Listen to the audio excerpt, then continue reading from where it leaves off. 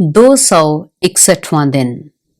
नए अहदनामा में से आज की तलावत गलतियों के नाम पौलुस रसूल का खत, उसका 3रा बाब 26वीं आयत से लेकर 4थे बाब की 20वीं आयत तक। क्योंकि तुम सब उस ईमान के वसीला से जो मसीह यस्सु में है खुदा के फर्जंद हो, और तुम सब जितनों ने मसीह में शामिल होने का बपतिस्मा लिया मसीह को पहन लिया। ना कोई यहूदी रहा ना यूनानी, ना कोई गुलाम ना आजाद, ना कोई मर्द ना औरत, क्योंकि तुम सब मसीह यस्सु में एक हो। और अगर तुम मसीह के हो तो इब्राहिम की नस्ल और वादा के मुताबिक वारिस हो। गलतियों के नाम पौलुस रसूल का खत, उसका 4था बाब।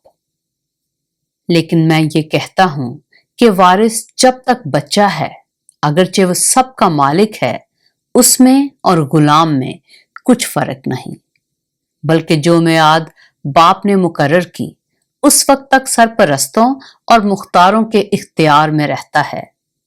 इसी तरह हम भी जब बच्चे थे तो दुनियावी इब्तदाई बातों के पाबंद होकर गुलामी की हालत में रहे। लेकिन जब वक्त पूरा हो गया तो खुदा ने अपने बेटे को भेजा जो औरत से पैदा हुआ और शरीयत के मातहत पैदा हुआ, ताकि शरीयत के मातहतों को मूल लेकर छुड़ा ले और हमको ले पालिक होने का दर्जा मिले। और चूंकि तुम बेटे हो, इसलिए खुदा ने अपने बेटे का रूह हमारे दिलों में भेजा, जो अब्बा यानी ए बाप कहकर पुकारता है। बस अब तू गुलाम नहीं बल्कि बेटा है, और जब बेटा हुआ तो खुदा के वसीला से वारिस भी हुआ। लेकिन उस वक्त खुदा से नावाकिफ होकर तुम उन माबूदों की गुलामी में थे जो अपनी जात से खुदा नहीं।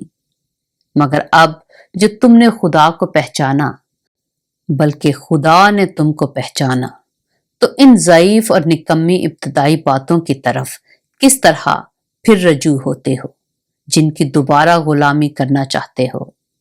तुम दिनों और महीनों और मुकर्ररा वक्तों और बरसों को मानते हो।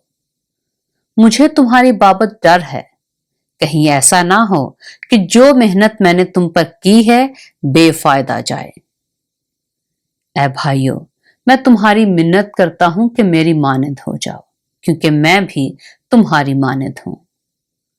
तुमने मेरा कुछ बिगाड़ा नहीं, बल्कि तुम जानते हो कि मैंने पहली दफा जिस्म की कमजोरी के सबब से तुमको खुशखबरी सुनाई थी, और तुमने मेरी उस जिस्मानी हालत को जो तुम्हारी आजमाइश का बायस थी ना हकीर जाना ना उससे नफरत की, और खुदा के फरिश्ता बल्कि मसीह यस्सु की मानद मुझे मान लिया। बस तुम्हारा वो खुशी मनाना कहाँ गया। मैं तुम्हारा गवाह हूं कि अगर हो सकता तो तुम अपनी आंखें भी निकाल कर मुझे दे देते। तो क्या तुमसे सच बोलने के सबब से मैं तुम्हारा दुश्मन बन गया?